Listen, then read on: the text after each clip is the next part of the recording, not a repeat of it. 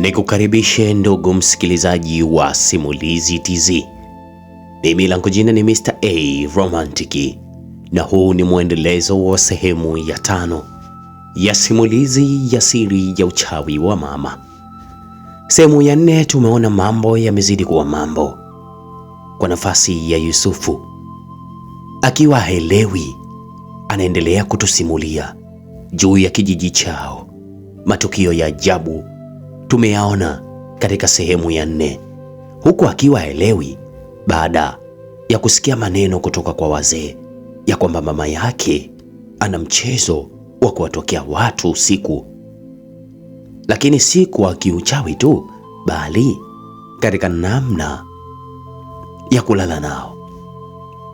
Alikadhalika tumeona baba yake akiwa na hali mbaya kiasi kwamba haelewi ni kitu gani ambacho kinamsumbua. Matukio ya kutisha yamezidi kutokea katika kijiji hicho, lakini pia tumeona ya kwamba mzee Omari aliyeenda kuzungumza na baba Yusufu, na baada ya kuzungumza tu, mara ghafla usiku huo anakata roho, anakufa mzee huyo. Hatujajua kifo hicho kimesababishwa na nani na ni hali gani ambayo inaendelea katika kijiji hicho. Yusufu anaendelea kutupitisha katika siri ya uchawi wa mama. Hii ni Simulizi TZ. Usisahau kusubscribe chaneli yetu ili uweze kuwa wa kwanza kupata simulizi na vipindi vyetu mbalimbali. Na sasa, ndugu msikilizaji, tusonge pamoja. Basi baada ya mazishi ya mzee Omari, kijiji kizima kilianza kuweweseka na kikazama katika ukimya mzito, ukimya ambao uliwafanya wanakijiji wote kuwa na mashaka mazito, wakizidi kuogopa. Hali ya hewa ilichafuka katika kijiji. Siku hiyo hakuna aliyekaa kwenye kivuli cha mti mkubwa kama vile ilivyokuwa kawaida. Wazee hawakwenda kucheza bao lao. Alikadhalika hata watoto walizuiwa na wazazi wao. Kila mmoja alikuwa kwao. Hakukuwa na vicheko vya watoto. Hata wanawake waliokuwa wakienda kuchota maji visimani walikuwa wakizungumza kwa sauti za chini na kwenda kwa makundi, kana kwamba walikuwa wakiogopa kusikika. Basi nilikuwa nikitazama kila mtu usoni mwake.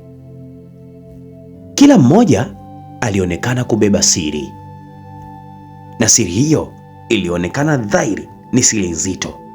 Lakini cha ajabu, kwa nini nilikuwa sifahamu?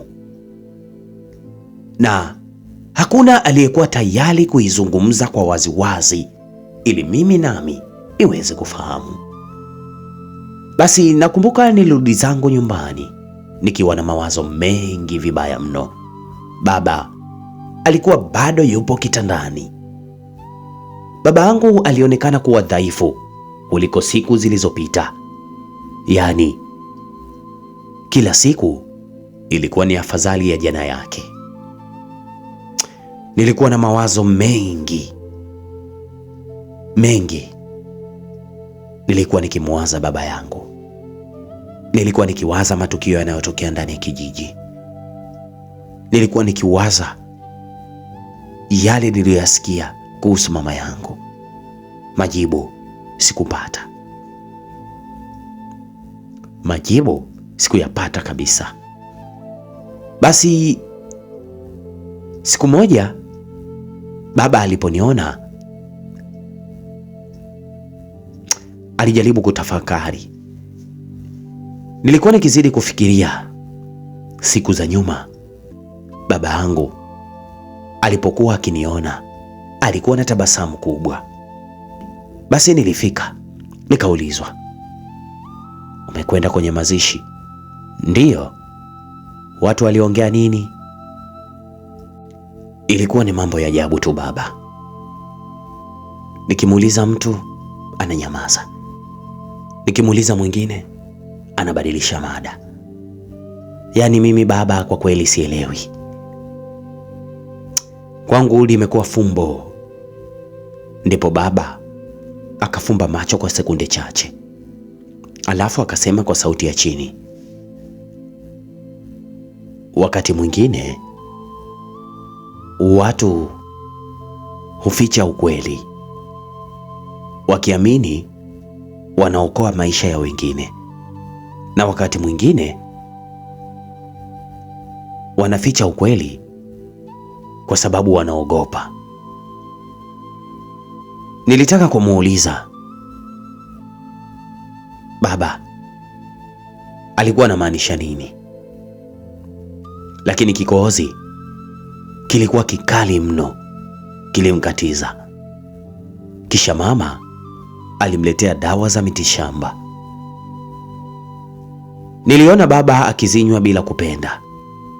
Sikujua kwa nini na sikuelewa kwa nini. Basi jioni hiyo niliamua kwenda kumtembelea rafiki yangu Hamisi. Nilimkuta Hamisi amekaa peke yake nyuma ya nyumba yao. Alipoona nimefika, alionekana mwenye wasiwasi mkubwa. Yusufu, kuna kitu nataka kukwambia. Niambie rafiki yangu. Unakumbuka kile kibanda cha msituni? Moyo wangu ulianza kwenda mbio isiyo ya kawaida. Kisha nikamwambia, ndiyo nakumbuka. Basi pale jana nilimuona mtu akitoka kule. Wewe kweli unachokisema? Nani? Mi bwana sikumuona vizuri, ila alikuwa mwanaume au mwanamke kwani? Hamisi akatikisa kichwa. Nimesema sijui, maana mi sielewi. Alikuwa amejifunika nguo ndefu. Niambie. Vipi mzee, ulimfuata au? Hapana. Kwa nini sasa? Hamisi alishusha sauti, kwa sababu nilihisi kama mtu huyo alijua kuwa nilikuwa namtazama. Basi kauli hiyo ilinifanya nitulie. Hamisi hakuwa mtu wa kutunga hadithi, yaani muongo. Hamisi mara nyingi alikuwa mkweli. Kama alisema hivyo, basi nilihisi tu itakuwa hivyo. Basi kweli alikuwa ameogopa. Usiku ulipoingia, nililala mapema, lakini katikati ya usiku niliamshwa na sauti ya baba. Baba yangu aliniita. Nilisikia sauti ya baba ikisema, yaani ikiita jina langu kwa sauti ya chini, Yusufu. Nilikimbia hadi chumbani kwake. Muda huo baba alikuwa amekaa kitandani. Alikuwa akihema kwa shida. Kisha akasema, nipe lile sanduku kijana wangu. Sanduku gani baba? Lile la chini ya kitanda pale. Ndipo nilichuchumaa chini, yaani chini ya kitanda, na kulitazama hilo sanduku. Na kweli kulikuwa na sanduku la mbao ambalo sikuwahi kuliona maisha yangu yote. Nilimkabidhi, kisha baba alilifungua kwa mikono iliyokuwa ikitetemeka. Basi ndani kulikuwa na picha za zamani, barua zilizochakaa na mkufu wa shaba uliokuwa umefungwa kwenye kitambaa cheupe. Kisha baba alitoa ule mkufu, yaani mkufu wa shaba, akaniwekea mkononi. Yusufu kijana wangu, umeona huu mkufu? Unapaswa uufazi. Niuweke kwenye nini baba? Mwanangu, kuna siku utaelewa. Basi nilitaka kumuuliza maswali mengi, lakini mama aliingia ghafla chumbani.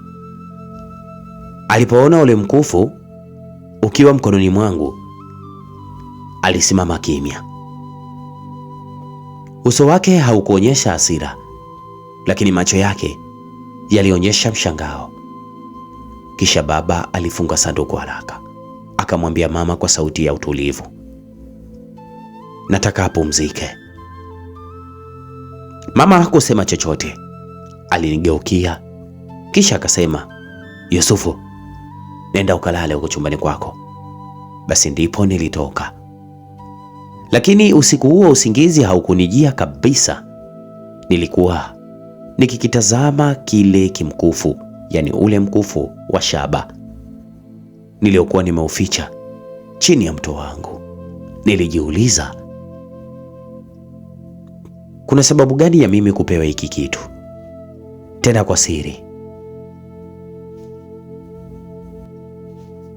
Basi nilijiuliza maswali. Kwa nini baba alinipa mkufu huu, tena kwa siri? Kwa siri kubwa sana.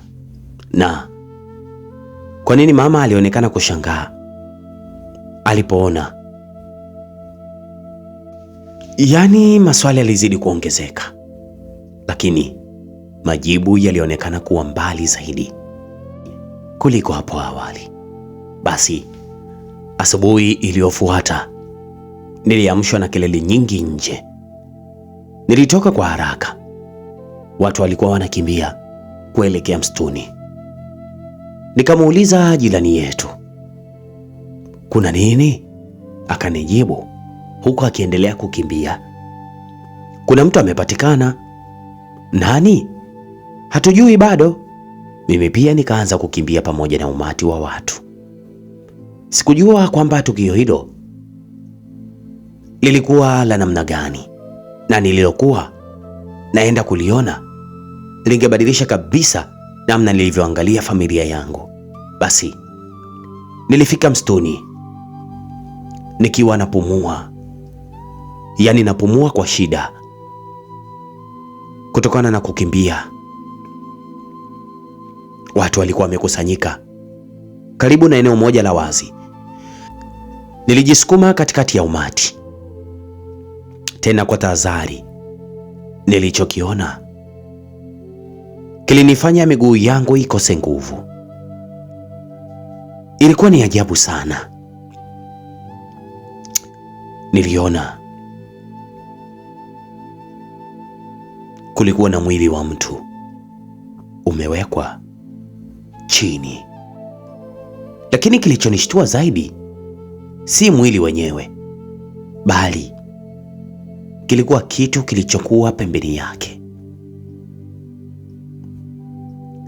Pembeni yake kulikuwa na lile sanduku la mbao nililoliona usiku mkononi mwa baba, yaani lile sanduku ambalo nililichukua lililokuwa chini ya uvungu nikampatia baba. Baba alitoa mkufu kisha akanipatia. Sasa nililiona. I say, nilihisi damu ikisimama. Nilichanganyikiwa. Nilijiuliza, ni nini hiki? Mbona sielewi?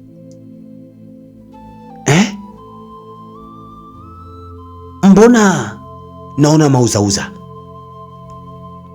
Ndipo nilijisemea kimoyomoyo.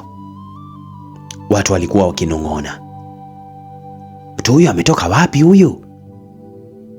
Hajulikani au? Amekutwa hapa asubuhi.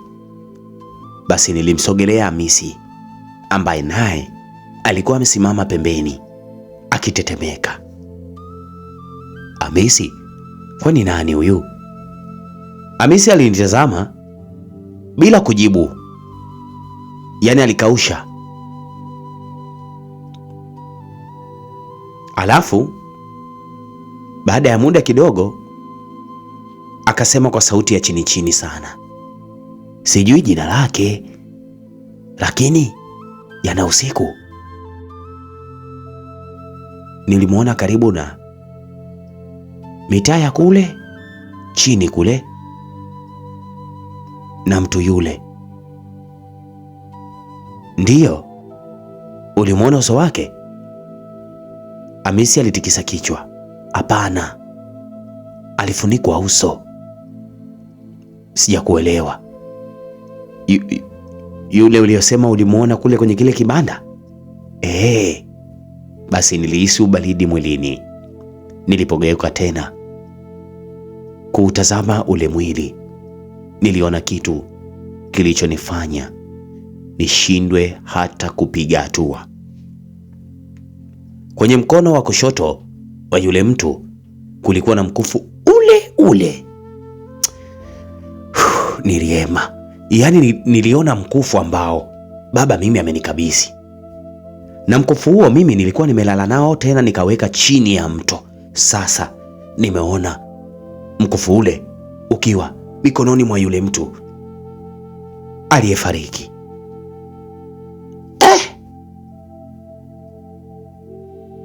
Mkufu wangu ndo huu. Nilirudi nyuma kwa haraka. Baba, nilinong'ona. Kichwani mwangu mawazo yalichanganyikana sana. Yalichanganyikana mno. Sikuweza kuelewa kwa nini mkufu wangu ambao nimekabidhiwa ulikuwa pale. Kwa nini sanduku la baba lilikuwa pale?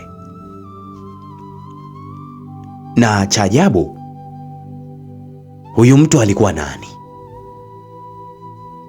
Basi watu wazima walianza kuzungumza kwa sauti za juu. Lazima tuite wazee. Hichi kijiji kinapoendeka sipo pazuri, maana haya matukio sio ya kawaida. Tumechoka. Lakini cha ajabu, hakuna aliyegusa mwili ule, kana kwamba wote walikuwa wakiogopa kitu ambacho kisichoonekana.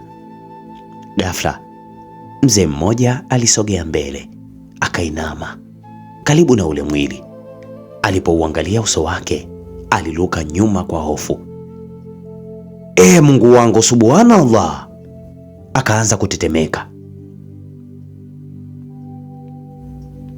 Nini? Wewe mzee, umeona nini? Watu waliuliza, lakini mzee huyo hakujibu jambo lolote. Alianza kurudi nyuma pole pole, tena kwa hatua kama ananyata pole pole.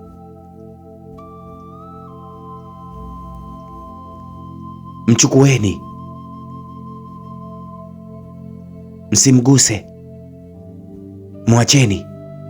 Mwacheni kabisa, msimguse. Kwa nini? Huyo mtu sio hapa, huyo sio hapa kabisa. Maneno yake yalizua hofu zaidi. Watu walianza kutawanyika kidogo kidogo. Basi mimi nilibaki pale nikiwa nimeganda. Baada ya muda baba yangu alifika akiwa amesaidiwa na mtu mmoja. Alipoona kile kilichopo msituni, uso wake ulibadilika mara moja. Na mimi nilishangaa, imekuwaje baba ameweza kuja ikiwa alikuwa na hali mbaya? Alitazama ule mwili, kisha akanitazama mimi. Macho yake yalikuwa na kitu ambacho sikuwahi kukiona hapo awali. Hofu na huzuni kwa pamoja, vyote vilikaa ndani ya macho ya baba. Yusufu, aliniita kwa sauti ya chini. Basi nilimkimbilia baba. Baba, nini kinaendelea? Lakini cha ajabu, kama kawaida, Baba hakunijibu, alinishika mkono kwa nguvu, kisha akaniweka pembeni. Usisogelee hapa, usisogelee kabisa. Lakini baba, huyo mtu ni nani? Baba alinitazama moja kwa moja, tena kwenye macho yangu. Alinitazama kwa muda mrefu, hakusema chochote. Alafu akasema sentensi moja tu ambayo ilinigandisha kabisa. Kama usingechukua ule mkufu, usingekuja hapa leo. Ungepotea mwanangu. Nilihisi dunia ikizunguka. Mimi? Mkufu wangu? Baba alifumba macho kana kwamba amechoka sana, kisha akasema, rudi nyumbani. Lakini kabla sijaondoka, niliona mama yangu akiwa amesimama mbali kidogo pembeni ya msitu. Alikuwa ametulia, ananitazama.